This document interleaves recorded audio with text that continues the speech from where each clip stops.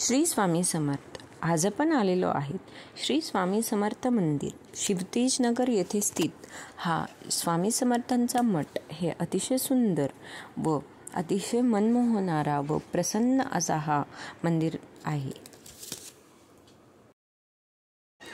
हा परिसर हा मंदिराच्या अगदी समोरचा असा हा परिसर येथे आहे. येथे तुम्ही बघू शकता अनेक असे स्टॉल्स आहेत जिथे तुम्हाला धूप, दीप, नारळ व अनेक केळी विकणारे असे स्टॉल्स तुम्हाला बघायला भेटतील. हे केळी तुम्ही तिथे स्वामी समर्थांच्या मंदिरामध्ये प्रसाद म्हणून अर्पण करून व तिथे लोकांमध्ये देऊ शकता.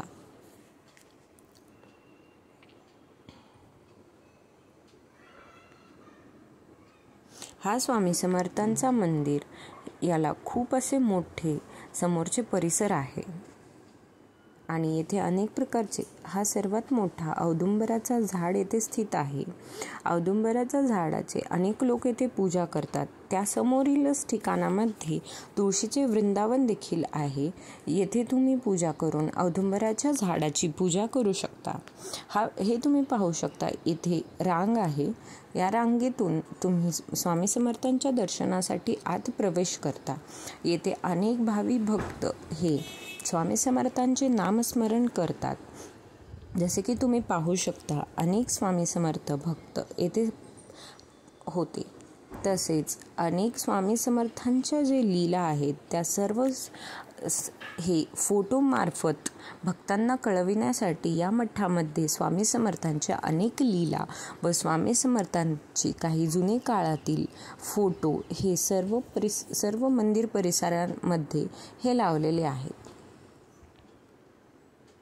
येथे अनेक भावी भक्त हे जप करणे, स्वामी समर्थांचे पाठ करणे व जपसाठी इथे माळा देखील उपस्थित आहेत व तुम्ही या माळ घेऊन स्वामी समर्थांचे नामस्मरण व जप करू शकता.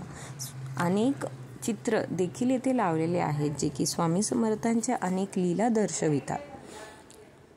स्वामी समर्थांचे हे चरणपादुका आहेत.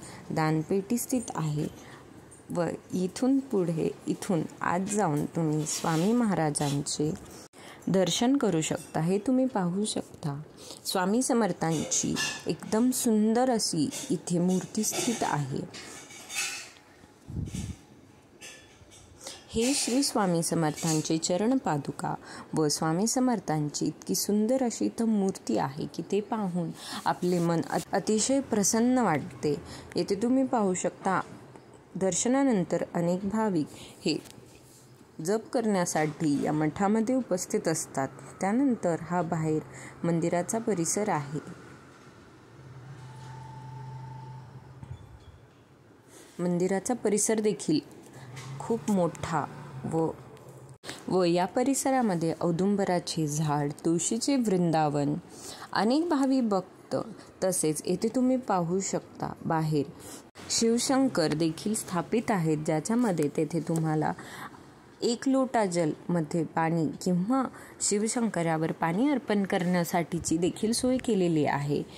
तसेच या परिसरामध्ये श्री दत्त महाराजांची देखील सुंदर अशी प्रतिमा उपस्थित आहे जिथे तुम्ही दर्शन करू शकता व अनेक स्टॉल देखील आहे. एकदा नक्की भेट